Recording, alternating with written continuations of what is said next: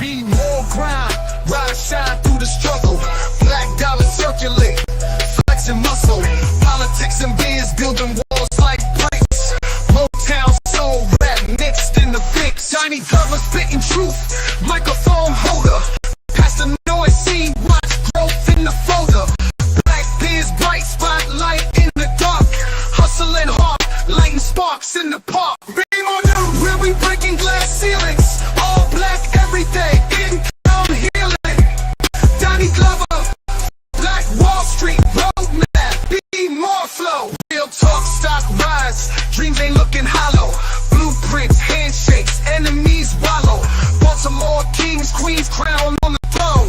Legacy built, stone by stone. Headlines, deadlines, moves in the background. Make the town, black beard strategist, wealth can't be missed. Twist the plot, make the whole world twist. Be more news, success we inhaling. Victories, iron rest, no detailing. Donnie Glover, rise to shine, let's glow. Focused on green, Black Wall Street in tow.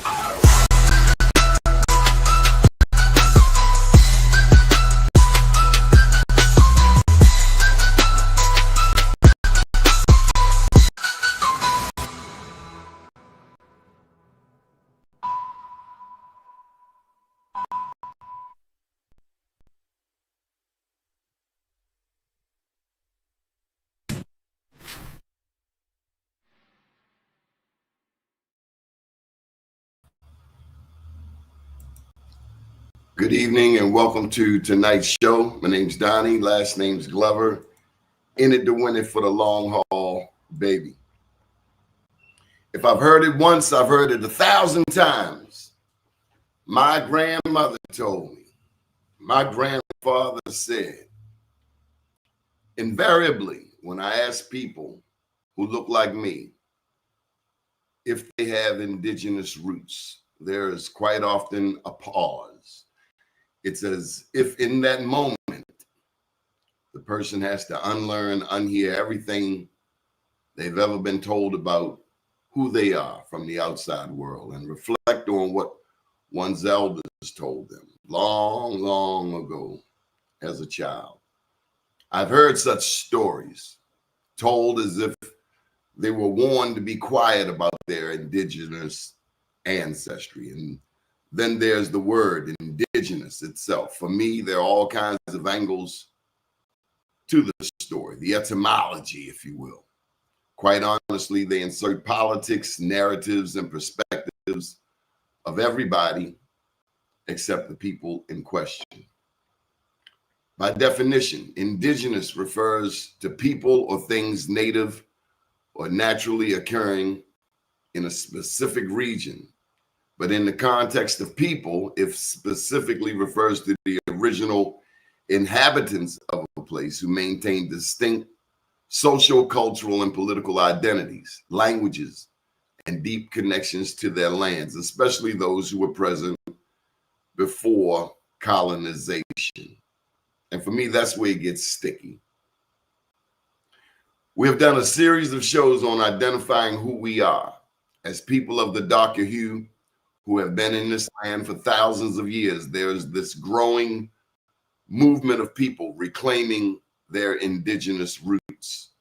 Some have done a ton of research. Some have simply continued the conversation in small circles, and others go online. What we aim to do right here on this show, on this platform, is to create a safe space where experts and non-experts alike who have an interest in our indigenous roots can respectfully share their thoughts. For the record, I come to this as a melanated journalist with Blackfoot and Puerto Rican roots. I'm absolutely in love with the motherland and all her children all over the world. While I've drawn some conclusions myself about whether we are indigenous, Moor, or Hebrew, I'm open to hearing most all perspectives. One follower, for instance, is interested in the UFO perspective. I respect that and am open to even more.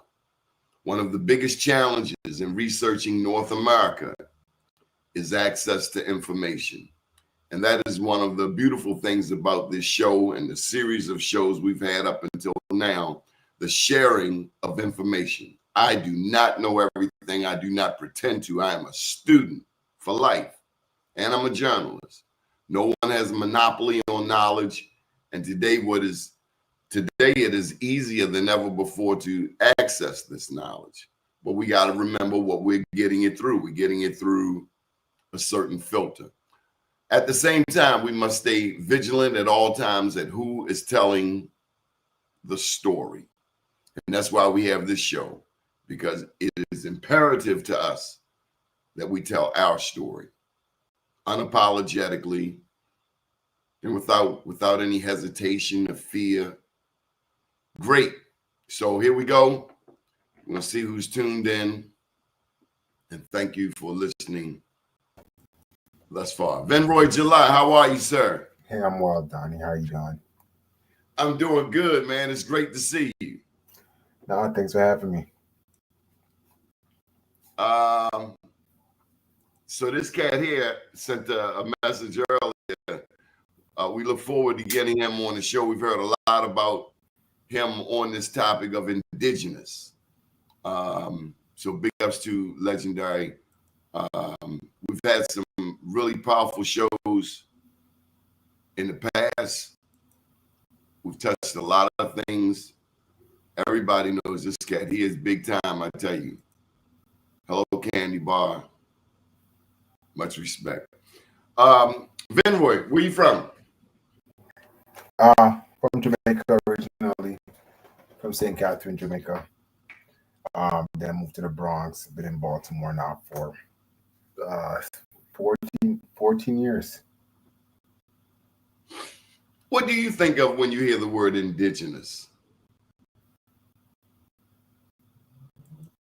That's how we gotta start.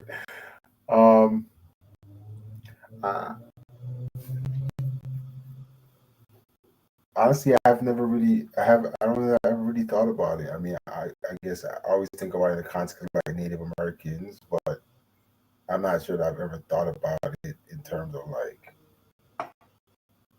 I think the way that you guys are talking about it. So, how about you fill me in exactly what it is?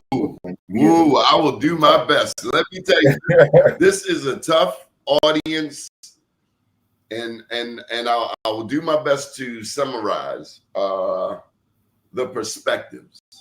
So I raised the question, and I'm a journalist. I will say, on my father's side, my great-grandmother was identified as a Blackfoot Indian, Molly Morton. And I know on my mother's side, her father was from Puerto Rico, Boricua. So that would infer I have some Latino roots. I saw a letter from my grandfather's sister once. They're in Brooklyn, New York. That's why a part of why I love New York so much. My mom took all over the world, but particularly people that look like us. So when I think of Jamaica, if I could pull you in, I know there are the Arawak, if I'm pronouncing it correctly, Arawak Indians. The Arawak Indians, yep.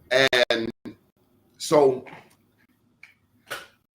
there's a strong movement of people younger than me, much younger, who are very adamant about reclaiming their indigenous roots to North America, to this land. I mean, a very strong movement, and it involves researching this thing called the Dawes role, and this is with the understanding that there were black people. So let me just show you a picture. See this picture here? This is one of the many pictures that are out there of indigenous peoples, drawn often from French publications or Spanish publications. From what I gather, the English don't share a lot about what they saw. Secondly, the English were late when it comes to the exploring of the Americas. Of course, we know that Pedro Nino Alonso and other Moors had been coming across the Atlantic for some time. They showed Columbus the way. There are others, and there's so much of the story that gets, people are jumping and say, well, no, that's not right. This is not right. That's not right. There's also, do you have an Afrocentric perspective? Do you have the perspective that humanity, civilization started in Africa? If you do, be aware that there are those who conclude, who submit to, who embrace an Americentric perspective, i.e., Black indigenous peoples have been here for thousands of years. And so that's where the word indigenous gets tricky by everybody, because a lot of the records show, a lot of the records that we get to read would infer, would state that indigenous is primarily those who came through the Bering Strait, up top, north, Russia, Canada, blah, blah, blah, straight on into the Americas. I struggle with that being the only storyline, as do a lot of people who watch this show.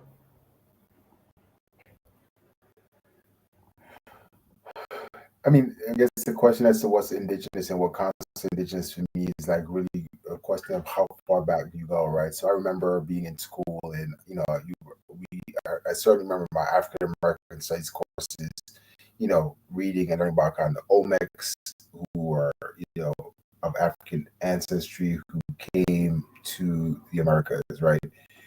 And so is the question whether or not when a group such as the Olmecs came, whether they came and met people here, and how far back prior to their landing are we talking about? Like, certainly they were here before Christopher Columbus and some, other explorers. But I guess what's the significance of the delineation between when, who are is it the original people that were here, or is it like the Olmecs? Like, how are we drawing the line about what indigenous really refers to? So I think with the drawing that you have, I think that's like a Olmec head, but is a thought that prior to even the Olmecs getting here, that there were other people that were here before that, and so those are the people that we're talking about. Like when you say that there's a group that's very deeply rooted in this indigenous feeling, I guess what is their perception? Is it that they're going back to black groups, or they're going back to the Africans that actually made their way to this? I think Sister here explains it best. We ain't African slaves or Euro disease pilgrims. I don't know if you've ever heard of the term $5 Indians. Those are non-indigenous peoples, i.e. white people, white settlers who paid $5 to get on what is called the Dawes roll. Have you ever? Let me back up. I'm being so rude. I did want to make sure I got Sister's comment in, because I gather she knows a lot more than me, and I certainly want to stay in her good church. Specifically Black leadership here in Baltimore. Vinroy July, do you know Dr. Al Hathaway? We have met a couple of times. Yes. How you doing, my brother? It's great, man. I'm just following your trail as you're redeveloping West Baltimore, man. That's a great thing. Try my best. Try my best. Dr. Al Hathaway, you got any Indian in your family? Man, it's amazing, man. I'm really blessed in that I had two people. One you may have known. You might remember the name Phyllis Hathaway. Phyllis Hathaway was head of here in Baltimore, Maryland. Our African, they had an African name way back when, and she did the work on Kunta Kinte and that whole piece there. And then I had another cousin. Her name was Dorothy Sproul, and she was a Hathaway, and she did the work and the study on the Somerset Plantation, which is in Berwyn County in North Carolina. And that Somerset Plantation also was a part of the study, but roots in terms of to her to just to understand that. Well, what happened there was that plantation with which my family origin is from, there was a steamship line that they owned. So they actually brought their cargo directly from West Africa directly to North Carolina, and they didn't go through a curing center like many persons of African ancestry. So I can go back 5 generations in my family to when we actually came there, and there were even parts of Bill of Lading in terms of my ancestors coming here. But the interesting thing was that there in North Carolina, you had a very major Indian group called the Lumbee Indians, and we saw some of them here in Baltimore around Lombard Street and down in Broadway and whatnot. They were real big here in the 80s and the 90s. They kind of dissipated now. But then my grandmother, of course, when you're going to have African Americans in a community, you will have persons of original Indian ancestry there. There was intermingling in some of my family members there. The interesting thing is that the Lumbee Indian tribe has just been recognized as a nation, but they didn't get those kind of rights like the Cherokees and others, where they got those kind of territorial rights that other Indian tribes did receive. But we did get recognized in terms of the U.S. government, and now, it's interestingly, you got to go through a process to actually become have that kind of dual ancestry, and our family's going through that process now. So you mentioned the Lumbee. I wanted to see if I can get a picture of a Lumbee in here. And so let me ask you this question, Van Roy. How many generations back can you go? 3 solidly. I think my family was, my country, we were very kind of, very rural kind of upbringing. Certainly my father's generation back, we were in Jamaica, in very rural parts. So a lot of that is like storytelling. How they shared their like upbringing, and people who were, our ancestors, like 3 generations back is as far as I can probably get. Let me ask you this. Is it a foregone conclusion that all of your ancestors were enslaved or descendants of slavery? So, not all my ancestors. So, yeah, I mean, that's obviously like a major part of, Jamaica is there's a lot of intermixing that happened in some of my grandmothers and on my mother's side. So there was definitely some,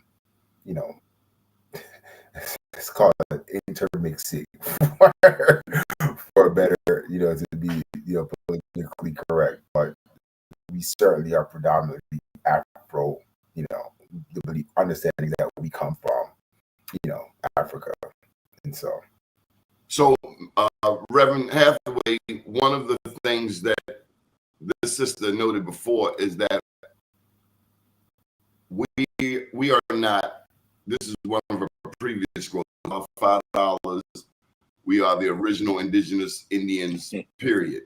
And here's our second comment that's on the screen.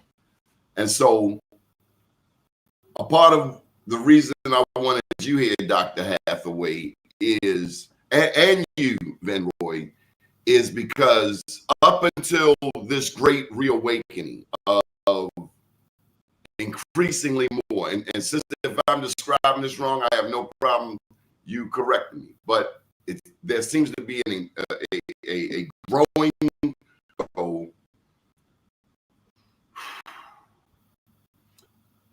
we now come across people. We now come we now come to a point where Africa is taken out of the equation by certain people, like indigenous copper skin queen. Okay. A totally meaning life started here in North America. I mean, that's essentially what she's saying. Do not want to get it wrong. Wow. So an Americentric perspective versus an Afrocentric one. So is that what you, I want to make sure that we're clear about what's being said. Like, I mean, can this person trace their roots back to American Indians, or is the idea that that there is no African, like there was no African, she had no connection to African descent, right? Like, so to me, I'm not sure that I care. The question is like, what do we care about here? Like, if the question is that her lineage has been, I don't know that I really care that much, right? If the thought, though, is that we are trying to separate ourselves from kind of our African ancestry to the extent that there is some, then that's obviously somewhat problematic. But I'm just trying to make sure that we're not mischaracterizing. I think the big thing that, and again, sister, correct me if I'm wrong, what I get from it all is the land that was stolen from indigenous peoples. There was this reclass, people were already here when the European came.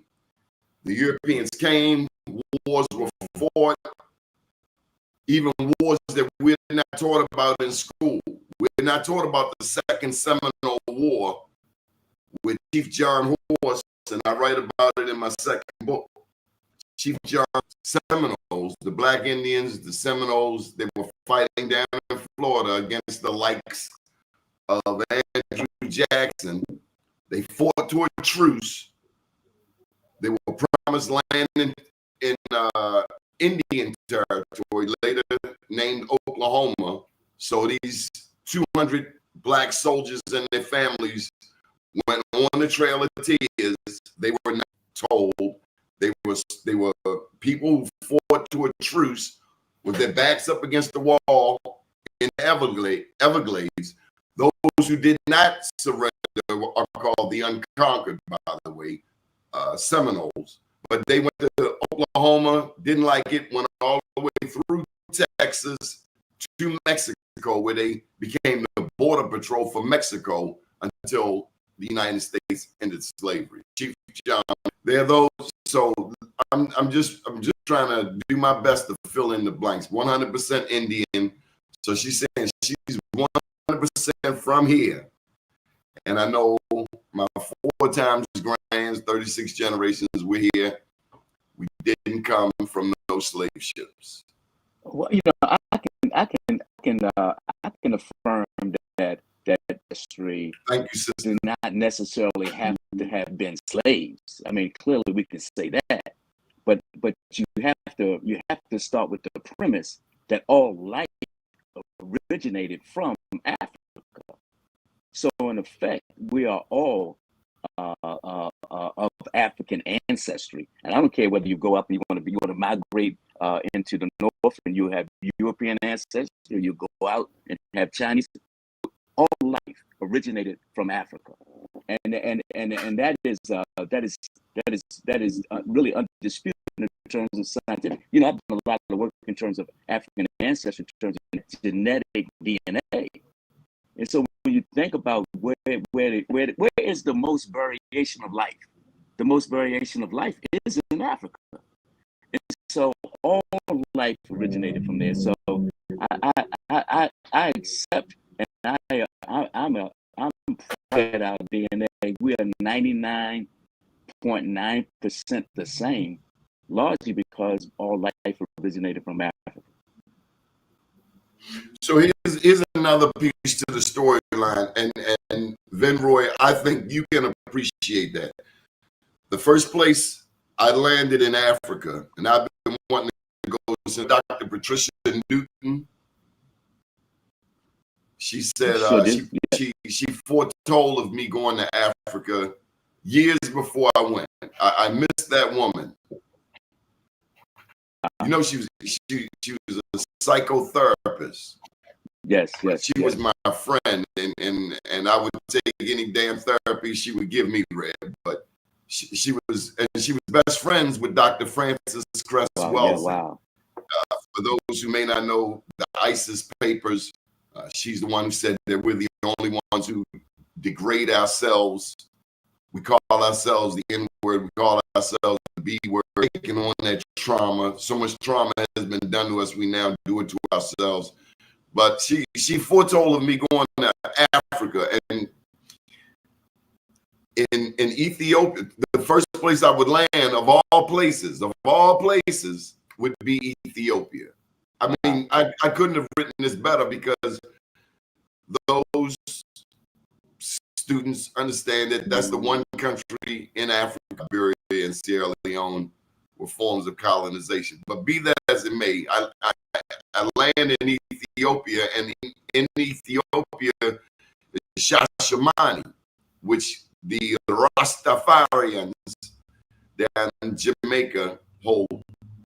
So how what they revere so much. Yeah, that's a powerful experience there. If you had the experience of going to Ethiopia last June, my family went to Ghana, and that was just as powerful an experience there. And I think that anyone of African ancestry should make a pilgrimage to the motherland. Wherever you may find yourself landing, it just strokes your whole spiritual reality to know that you are international, you're a world citizen, and that you're connected to something far beyond what we can ever imagine. So I'm actually looking at the comments that are coming in. That's why I need you, lawyer. I want to make sure I understand I want to make sure I understand the point that's being made by the people who are in the chat. So no connection to Africa whatsoever. No connection to Africa. I mean, but are they saying that is that for everyone or just their specific family? So, right, like I misunderstand it. I don't understand the point. Like, as I mentioned, like we can acknowledge that there were Africans that came to the Americas prior to kind of colonization and you know the slave trade. Like we can acknowledge that, right? Yes. And you know, presumably, and I'm not gonna. Like, it's very possible and likely and very possible that there are descendants of them that have no connection to the slave trade. I mean, that's not. I mean, that's inevitable. Like that's a fact. Like, I think we can acknowledge it as a fact. And so I guess I'm trying to understand what is the dispute here. If someone believes and they can go back and say that they have proof that that's their lineage, why do we care? Why do we care? No, I think it's powerful for one to have explored their lineage and understand from where they come and whose they are. But that does not negate the fact of when you talk about the actual species of life, where did it originate? So here you go. The last line right here. It is the foundation of assumptions. Starts with a button, ends with you and me, that all persons of color up into the DNA. Now this is where Sweet Feather, I get perplexed because, to my knowledge, the oldest DNA is the San Bushman down in Namibia. According to my study, they have all the time when South America, you see, if you look at the continent of South America, it fits right into West Africa. I can see all of that being one landmass. I can see that. Is that what's being articulated here? I'm not sure. But that is where if you connected those continents, that would be Brazil has 100 million black people. I do not believe you had that many people multiplied as a result of the slave trade. I do believe there were black people already. There's no question, no question about that. I mean, we don't have to hang over all people of African ancestry the mantle of free people, and there were many people that were not the victims of that horrible tragic incident. But I mean, for us to say that life does not originate from Africa, I just think we have to really think about that in a very real way, because that is the center of life.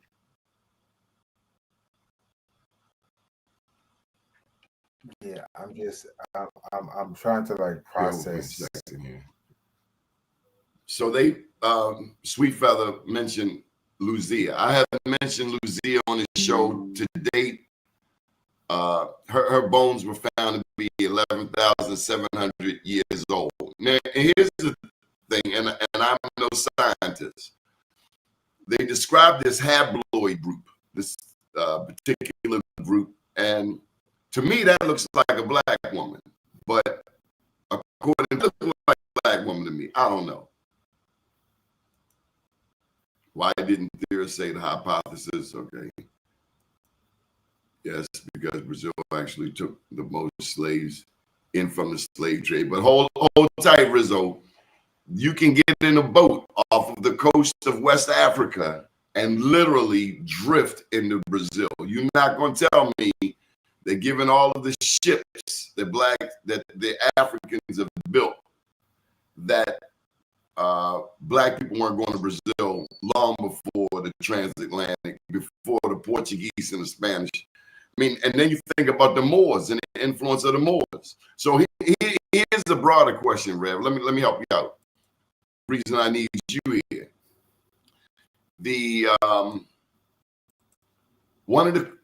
This all started when I posed this question: are we Moors? Are we Hebrew Israelites? Are we indigenous? Are we all three? Because Deuteronomy 28 comes up repeatedly, where it talks about the people. It heavily describes what it looked like with separation. And then there's that. They are those. I mean, you've seen the Hebrew Israelites here in Baltimore. When they come strong. When they go in DC, they go strong. You know, I you know, of course, I'm a product and I'm a proclaimer of religious theology and religious thinking, and I do appreciate persons who connect their sense of religion to a sense of ancestry. But I pose the question. Here's the question: what came first, ancestry or religion? Oh, ancestry. Right, ancestry. You know, and so for me, I can rest assured, sleep well, knowing that we were people uniquely kissed by the sun, that have as in our loins all of the power, all of the spirit. I mean, we gave person of African ancestry gave spirit the idea of spirituality, which is embedded in religious thinking all throughout the world. Originates out of the mind of my ancestors and our ancestors, you know. So I you know, I appreciate religious doctrine and religious philosophical thought, but for me and my house, you know, we're going to realize that you're part of a broad unveiling of God who saw into life and spoke into it and caused us all to come into being. And I don't stop there at a particular religious denomination or religious philosophy. I think God, I mean, Reverend Dobbs used to say, either God is God of all or God is not at all. And I think that in that sense, I adopt that same thinking myself. This is the part I'm not comfortable with. Say I am able to search my ancestry as far back as anyone else watching this broadcast. And I find that I am totally indigenous to this land.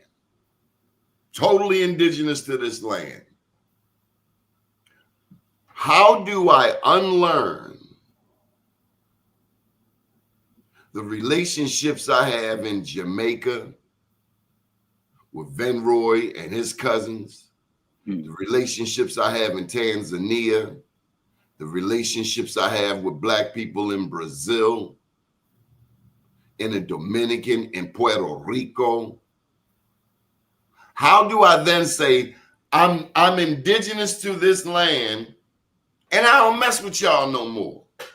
I'm only sticking with my people, because that's kind of what I get from this. Like, is that and that's, I think that's the question that I've been trying to understand, right?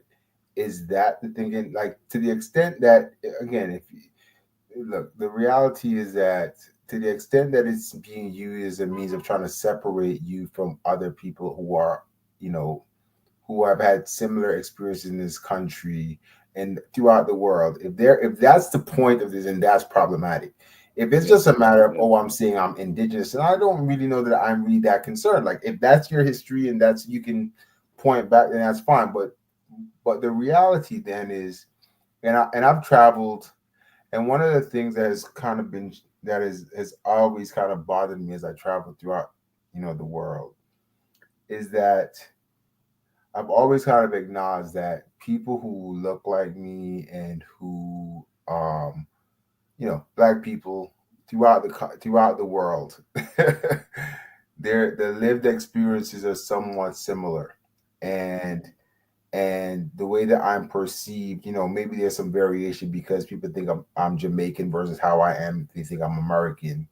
But the reality is, as I go and I look and I see the experience of people, there is some kind of shared understanding and shared similarity with how the experiences are. And so to the extent that in the US, we're trying to like separate us as being indigenous versus non-indigenous and trying to separate those two graphs, as if there are different concerns and different interests, like that to me becomes problematic, because I don't know that we are in a position that we can make that separation.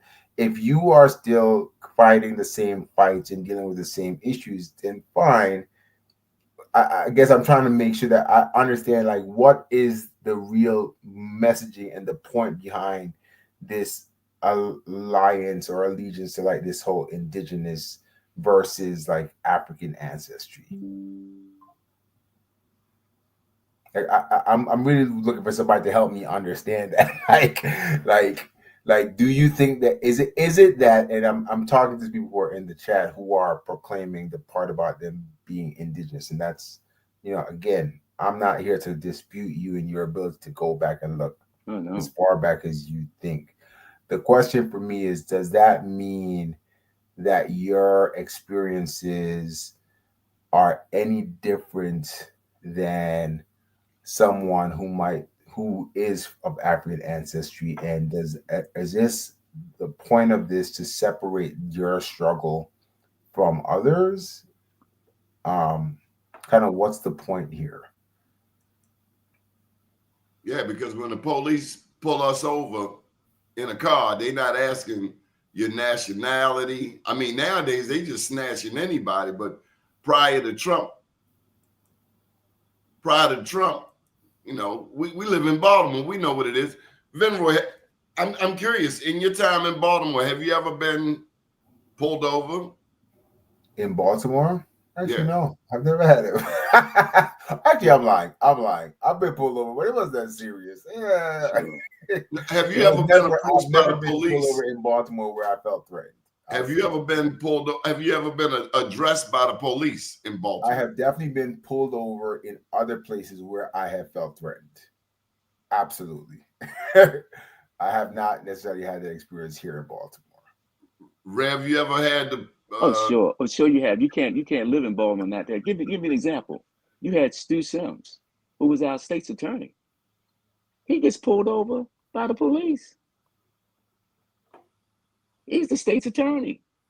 He gets stopped and pulled over by the police. So I mean, so yes, there is no one is immune from that kind of action that's been taken by Baltimore City Police here, and I would imagine in other cities all around America. So this is Someone my has said, question. They say every melanin person is not all the same lineage. I get that, but politically, we all dealing with the same damn enemy. That's you know. No, that's the fundamental question I've been trying to get to. Like, is the point to try to act as if the It separates you in Jamaica, the British. You ain't a whole lot of love by the Jamaican for the British. Ain't no whole lot of love for the British in India, largest English-speaking nation on earth. Not a lot of love for the European in Africa, in Nigeria, in France. I'm excited when I see an Ibrahim Traore stand up for Burkina Faso. That's the name of my new book. Oh my goodness, mate! Just think about it. I would say to anyone that says that I'm indigenous to a particular land, are you able to transfer that land through generations? And was there some interruption that occurred? And if there was, family. Who interrupted? Family is family. Sure. They rustled up a whole bunch of melanated people. They not separating you, not even by accent. No. I gotta say this. There's a show we did that really got this whole momentum going. And the guy said one thing, and I can't let go of it. He said that Marcus Garvey was a scammer. Wow. I said, well, how could Marcus Garvey be a scammer? He said, that's what the American government said. And this guy has been pretty smart in his argument, in his stance thus far. But I said, but that's the same American government you were saying facilitated the theft of your land. How can you now give them credibility, especially against a man who organized the largest organization of melanated people in the world, Universal Negro Improvement Association? Help me out. Help make it make sense. Family is family for me. When I go to Jamaica and I make that phone call, they there. You family for life. In my favorite story about Haiti, I can now talk about Bukiman and the other Jamaicans who were part of the Haitian Revolution. And I do think the Haitian Revolution, let me also add, was very much significant because it kicked it off. I don't know if you've ever been in a situation where a fight is about to break out, and either you gonna pluck them or they gonna pluck you. We going back many, many years. I know you guys haven't been in a scuffle in a long time, but it was always who gonna punch first, and that person that tended to punch first had the advantage, and that's what Haiti was. That's what the Haitian Revolution was for Black people in the Western, melanated people, because you get in trouble for saying Black. Melanated people in the Western Hemisphere, because Black is a color, and it strips us of our respective cultures and histories. I don't want us to get separated by words. No question. Because we've been too unified in the spirit. Wherever we from. When I hear Bob Marley sing about old pirates, yes, they robbed, I stole I from the merchant ship. Who can't relate to that?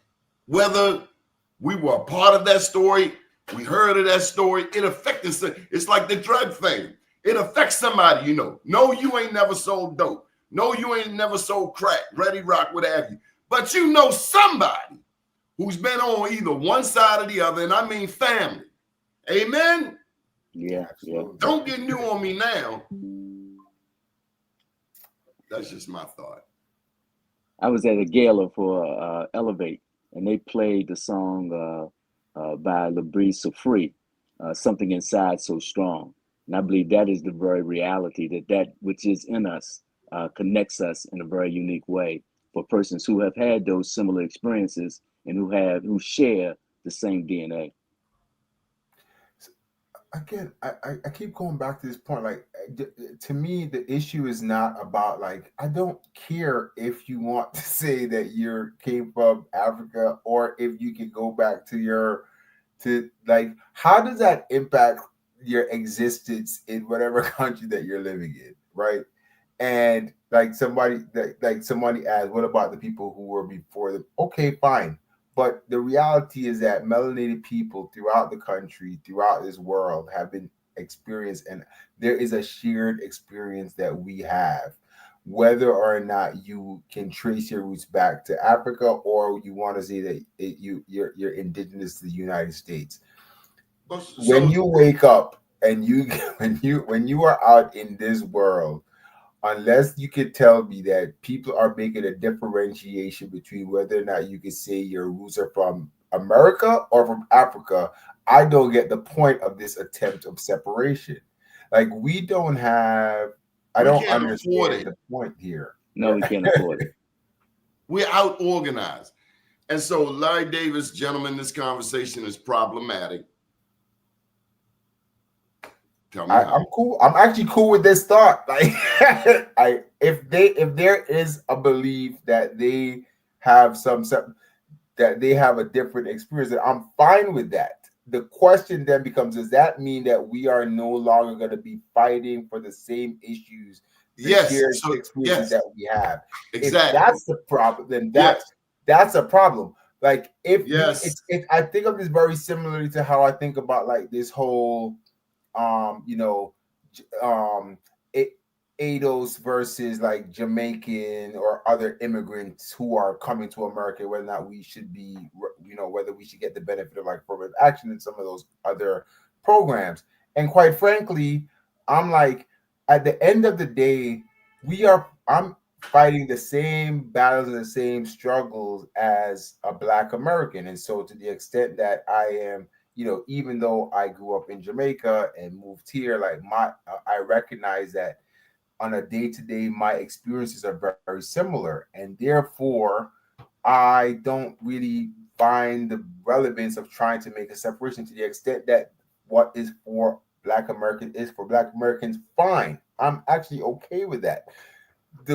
But it doesn't change that as we're fighting for the rights that we ultimately are trying to achieve, and I'm big on, like, economic empowerment.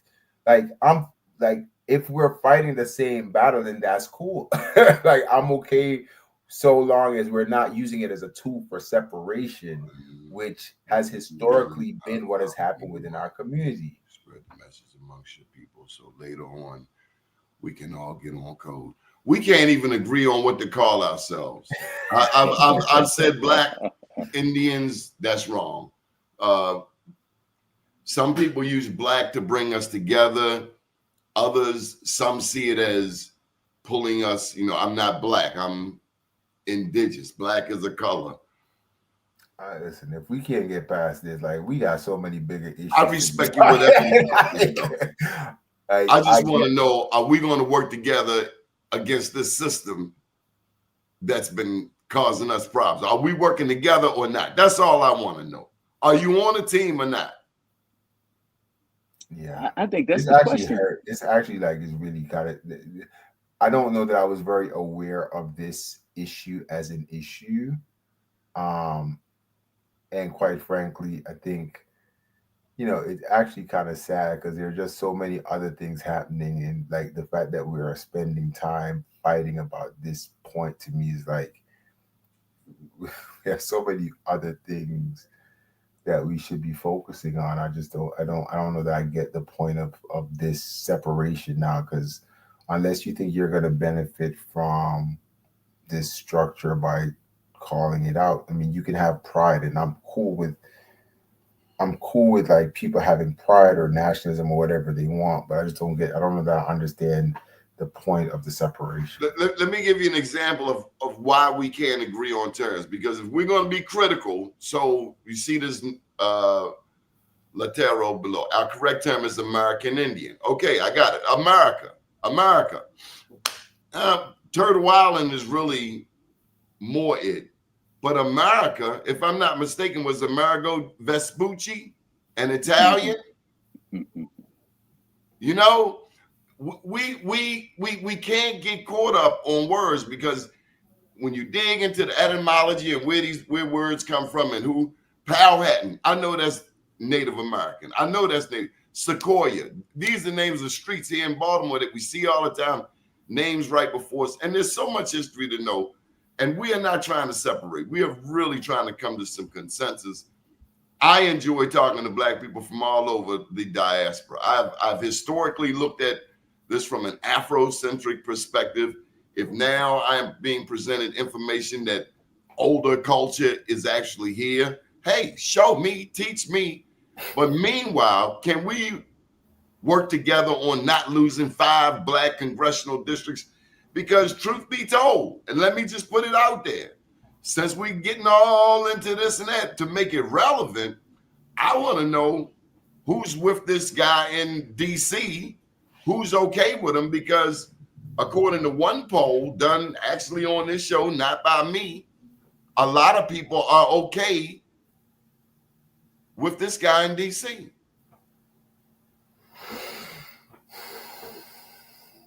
Truth be told, he off the hook. I hear Black people defending this guy. Yeah. He off the hook. It's just a matter of time before they impeach him. He got rid of 5, am I right, Vinroy? 5 Black congressional districts in Texas? Yeah, I mean, that's the, yeah, I mean, the people in Texas. And that's supposed to be the people in Texas did it because they're kowtowing to him, right? So that's the that's a you ain't getting impeached. That's one last piece. I heard a brother justifying the unleashing of the National Guard on DC. Just one question. Where were they on January the 6th? Yeah, there's so much to am I missing something? Yeah. That's all I'm asking. I get it. Some people find DC off the hook, send in the guard. I got you. But where were they January 6th? I think 5-6 people got killed. Yeah. So keep it 100. That's all I'm saying. If we're going to have urban war, which is really what is happening when you talk about a force coming in and occupying a city, the real war that we must have must be on poverty, because poverty in America is at the core of the issue. And you would find that people of certain ethnicity tend to be more in poverty than others. And I think that's really where we can't get away from the fact that we've got to address poverty. Say it again. We got to address what?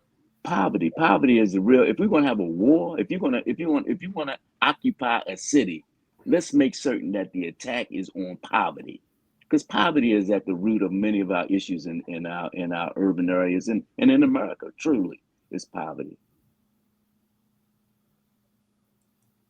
It's amazing that you would spend that much money for occupying a city and not spend that much money to improve the lives of the people of that city.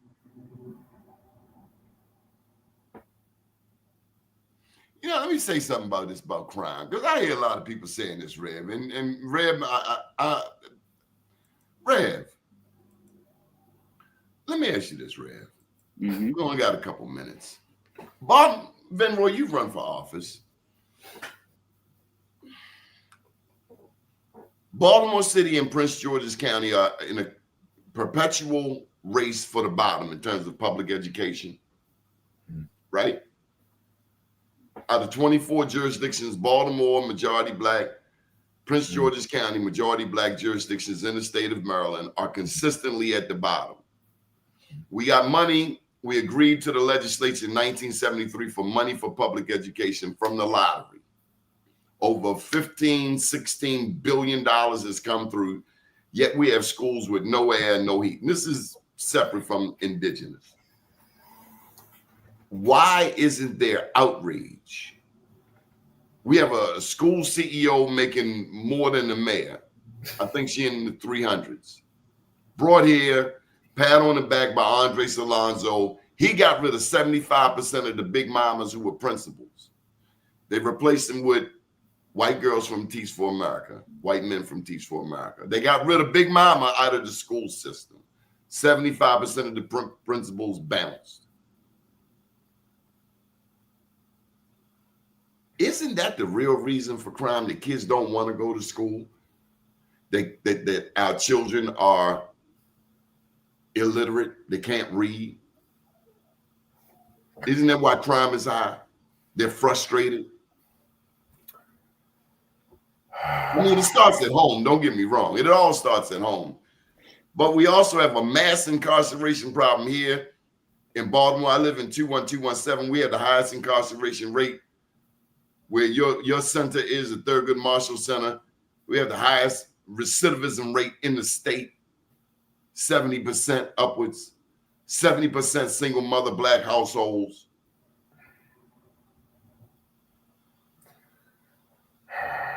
I talked to a principal on Tuesday who indicated to me, and this is a school there in 21217, that 68% of her students are chronically absent.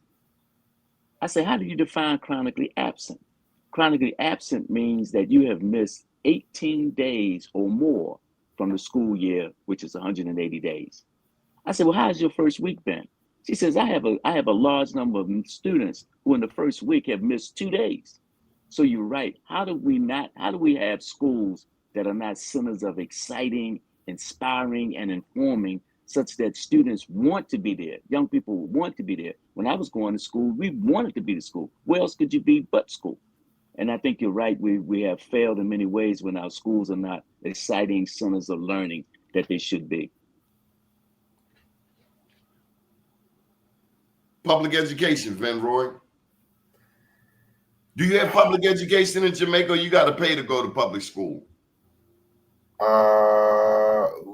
We had to pay, actually. We had to pay. But we also don't have as, I mean, it's interesting because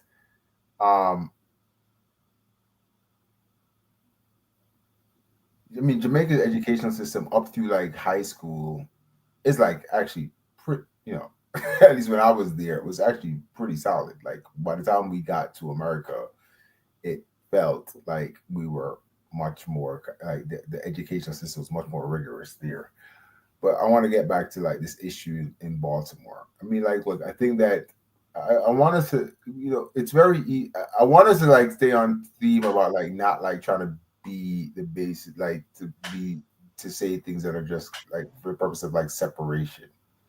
Right. Like all of this stuff, like, it's some. I find myself in the middle ground because I kind of hear what the people in the chat are talking about in terms of like the messaging that we have been taught, and I think that actually like goes throughout like this conversation, right? Like, yes, it is, and I've actually sit on a number of boards. I actually just got elected I just got selected to be on the KIP Baltimore board. I was on the board of Green Street Academy. And so we talk a lot about these issues around like, absenteeism and things of that sort. I think it's very difficult for us to separate that conversation from the conversation around, poverty and the history of Baltimore and why we are seeing things that we are seeing. Like you're 100% right, Donnie. To the extent that we have all this money coming in, why is it not being allocated better to provide resources to our students? The problem, quite frankly, is that I just don't think that this is probably going to be somewhat controversial. The reality is that, like, I just don't think that Baltimore feels like sometimes just doesn't know better. It's like we've just gotten it's like we do the same things over and over again, and I'm it excites me when I see things are trying to change, but it just takes time, man. And it's like we don't have time for it. It feels like we don't have time to see our kids having to like continuously have these low achievement rates and not going to school and things like that. But like, it's a very complicated. I don't just want to minimize it to be like, oh, it's because of the fact that they're single mothers and blah blah blah. Like, I don't want it to be it's not as simple. It's like, this is historic. This is like things that have been indoctrinated in us. These are things. A lot of the students that we were talking to, they're not going to school because they're going to work, because they gotta get money to come into the house. And chronic absenteeism, you can miss class one day. I'm not saying this is okay, but you miss class one day a week and you're chronically absent, right? So like, what happens if you get sick? Like, there's just a lot of things. Like, I one of the things that I've actually been pushing is like, we need to dig into what it actually means to have, like, for chronic absenteeism, right? Because we need to like understand what are the causes why are these kids not coming to school? And so it's a very complicated conversation that we can't like minimize as just, simple talking points. But I just don't think that we're prepared to actually have those conversations, which is the most frustrating part to me about like everything that happens in Baltimore. Rev, why with a black mayor, black governor, the largest black legislature in the country, why don't we have black history oozing out of every medium possible? I don't mean the two famous Marylanders, Harriet Tubman and Frederick Douglass. I mean Little Willie Adams. I mean Tom Smith, who was the man before Little Willie Adams. I mean Reginald Lewis. Why isn't Reginald Lewis a mandatory part of the public education curriculum for all of Maryland's young people? Why aren't we inserting the black history that we didn't get as children? Why aren't we inserting that today? Yeah, I think that's unfortunate. My social studies teacher was Dr. Samuel T. Banks. Dr. Samuel Banks was also the president of the Carter G. Woodson, which is now the Association for the Study of Negro Life. I forgot all the name of it. He put a curriculum in place that got fought around teaching persons of who they were and whose they were. This is one thing I want to say. I want to be very positive. My work there at PS 103, that's known as the Justice Thurgood Marshall Amenity Center, I'm creating a legacy wall. On that legacy wall is going to be a mural where I'm inviting the students that attended that school to come back and have their photographs and begin to tell their stories. I'm amazed at the number of people who've come through that school and have done amazing things. We should know about them. Gene Hitchcock is one. I can just go down the line. Yvonne Lanzi is another banker. I go down the line. Michael Mitchell, city councilman, state senator. The names of people that have gone and education has been influential in their lives. Those are the historical stories we need to tell. Vinroy, I actually wholeheartedly agree with that. I'm always one of the, I say this all the time. One of the biggest differentiators in me and my experience in Jamaica growing up versus here, and I just think just like generally, is that like when I grew up in Jamaica, it was, there's this sense of like pride, like this history of like Jamaican heritage. It's something that is like, it's beat into you from your childhood. Like there's an immense sense of pride from thinking about what your ancestors have done, and you also are having lived experiences where you're seeing Black people who are doing well. And quite frankly, it goes a lot to the things that myself and Dr. Hathaway are doing, right? When I started living in this neighborhood, a big part of it was I remember having arguments about it. Like, I think it is important for our children to see lawyers and doctors and teachers and others that look like them living in the same neighborhoods as them, going or like in these neighborhoods. What has happened, in my view, in part, is this stratification within our communities. All of this stuff is about division, right? Like that's an underlying theme here. It's like this division, like, right? Like in Jamaica and in other countries that I've been to, it's like there's an intermingling of like social class, particularly within diverse communities, which is very different here, right? Like it feels like when you become Black and have a little bit, or melanated and get a little bit of money, you move away from the places where there is a higher concentration of melanated people. And that to me is problematic. And I think that if you go back and look to the issues around redlining and white flight, when nobody wants to talk about, it's also that black flight, that black people with money then ran and followed the people out of the county. And right, so like this idea, like I think it's like all connected. If you grew up from a place where you're being constantly taught, you know, the pride of people who look like you, their achievement, and you also get to see that on a daily basis. You're interacting with those people. That means something. But even if you hear it and then you never see anybody that's doing well that looks like you because everybody has left the community and gone elsewhere, I mean, yeah, it can still be powerful, but it's not the same, right? Like it doesn't hit the same. And so, like, I just think there's a part of this that has like, there needs to, you know, look, the reality is that there is some part that says the people who have money, they can afford to pay for better schooling. And that's correct, right? Like that's a reality. But it's like, what are you leaving behind? Like, we can't be sitting here talking about, oh, we shouldn't be disconnected from indigenous. Put your money where your mouth is. As soon as you get some money, you separate yourself from everybody who don't have money. And that's what people watching the show, I pray that they understand that both of you have invested. I live in Sandtown. You both have invested within a mile of my house in West Baltimore. I've been there for a decade. Right? Like, you both, I think it's important. You both put your money where your mouth is. I think it, yeah.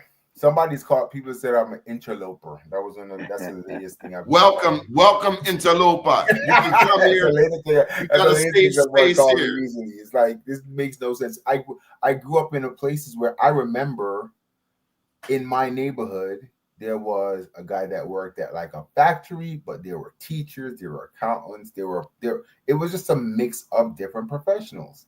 And that to me is one of the biggest differences between my experiences in Jamaica versus here. It's like the stratification of class, like of economic class and where people live and where they stay versus like that community. That is one of the issues that we don't ever really want to talk about within our community. You mean the brain drain? Those of us who move beyond the Beltway? It's okay to move beyond the Beltway. Just don't sell grandma's house. Make sure you keep it in the family. Don't stop going back to the community. Hey Rev, you've seen a church. You've seen what happens over the past 20 years to black churches. Yeah. Populations move. They don't want to come back to the community on Sunday. Yeah, the community churches are different than when I grew up, where everybody walked to church. You know, I would just say as we close, and I know we are, one of the things that, well, I would just say one of the, we need to realize as we talk about legacy and history, it is connected to place. However you might want to describe place, whether it's Jamaica, whether my sisters want to say they're American Indians, there's a place. In Baltimore, we have to make certain that which is of our legacy, that we protect place. I was born in the 1500 block of Division Street. I developed a building in the 1300 block of Division Street. I lived in the 1200 block of Drill Avenue. I served in the 1200 block of Drill Avenue. I served on the corner of Pennsylvania and Dolphin. I bought my first house at 800 block of Harlem Avenue. I've spent 40 years in a community, and I've invested in that community because I love that community and I love the people, and that place is important and significant. Well, Venroy, let me tell you, I'm not sure where these people are coming from or where they're going, but I am grateful to have you here, and you are always welcome in my world, in my circle, in my house, in my community. And thank you for investing in our community and investing in people that look like us. Thank you. And if you ever need my help, I'm just up the block. That's how we stick together. That's how we help.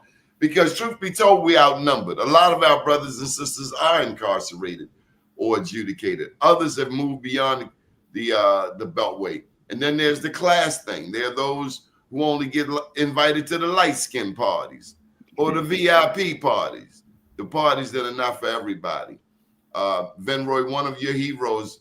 I'd be remiss if I didn't shout out Nani, the Maroon Queen in Jamaica. You know about Nani, Dr. Al? I just know the name, but this is what I will say. I know when I go to the Penn Relays, it is no question that Jamaica is in the We are a prideful people. We create scholars and athletes. Gentlemen, thank you very much. How can people get in touch with you if they want to work with you and the work that you're doing, and put a plug in for your respective operations? Let's start with you, Rev. Yeah, the Justice Thurgood Marshall Amenity Center, which is PS 103, the Henry Highland Garnett School, developed by Beloved Community Services Corporation, www.belovedcorp, BELOVED Corp, CORP.com, www.belovedcorp.com. Go on our website. Please connect with us. We're trying to do great things in that community. Now, Rev, you got to plug your event. Oh, yeah. So one of the things, if you think about September the 18th, we're having the Monumental Bar Association in partnership with Beloved Community Services Corporation. We're gonna screen a documentary on Thurgood Marshall called Becoming Thurgood.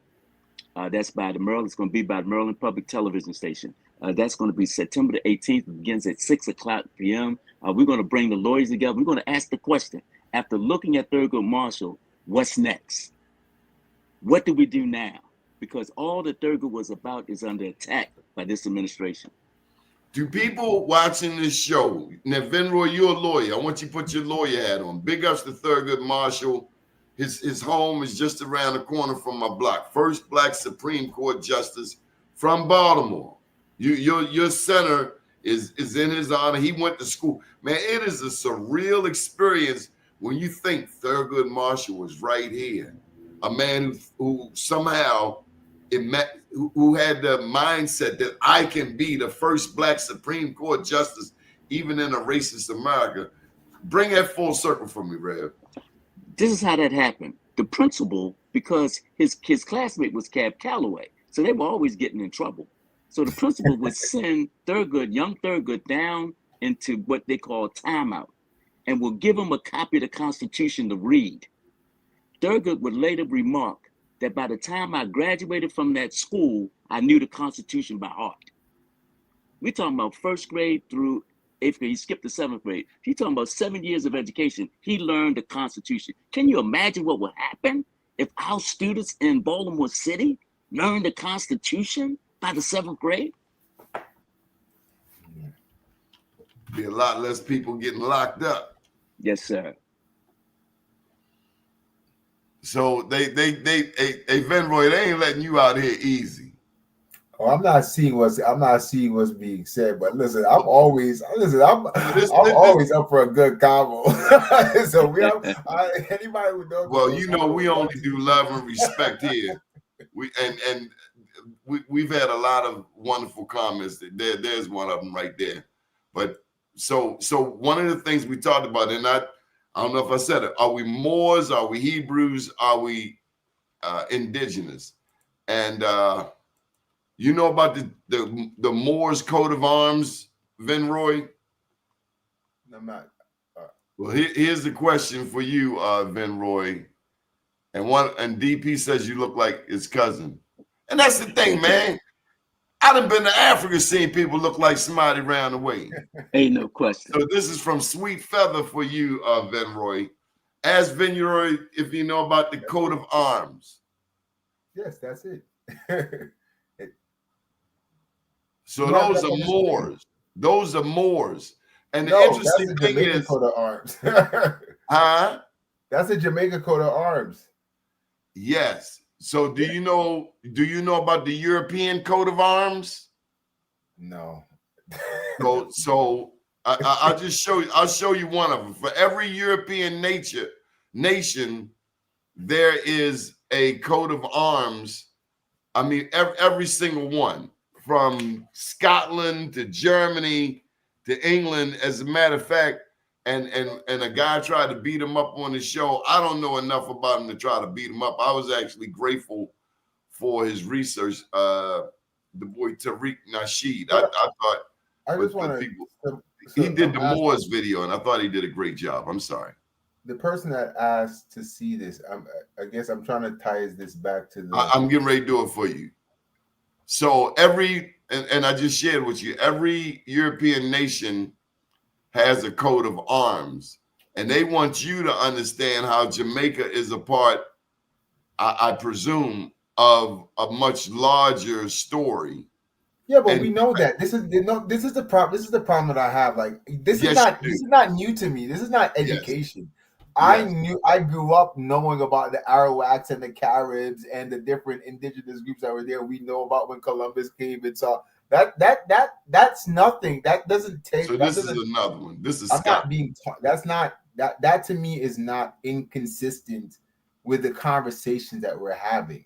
You You're can right. both have had indigenous people that were there long before Columbus and others, and also acknowledge that there was an African presence that resulted from the slave trade. Like those two things are not inconsistent. And to the extent that there are Jamaicans who only can trace their roots back to Arawaks or Caribs, then great for them.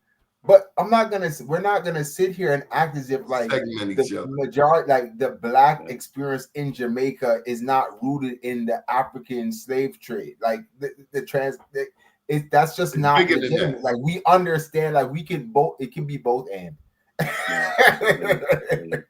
It can be both and. Like and just whoever believes that they are indigenous and they are Arawak or Carib, great for them.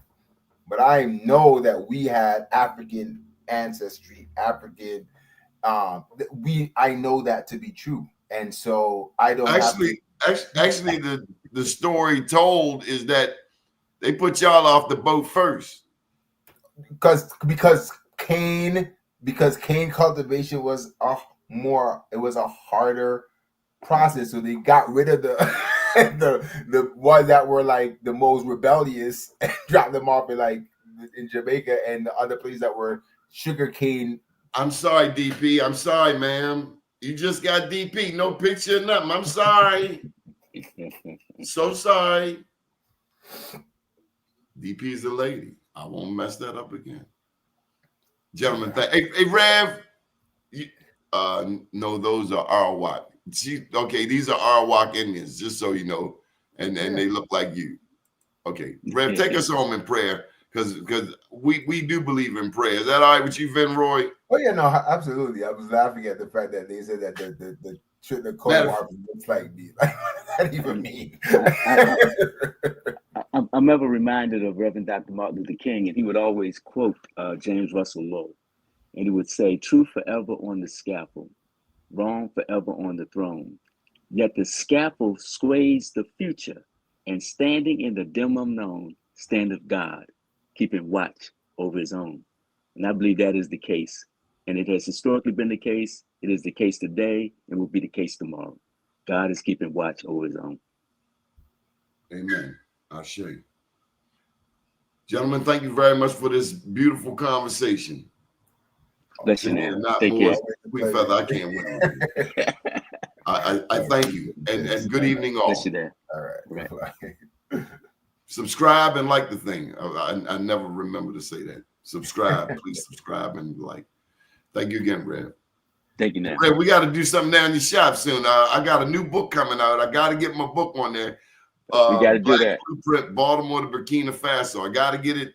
I got to do a book signing. My book is here. I send it back, and I should have it in a week or so. I got to do something at the Thurgood Marshall Center. I got you publicly. Let's do something big. Yes, sir. Thank you, big brother. All right, then. Take care. Good evening. Bless you now. Yes, sir.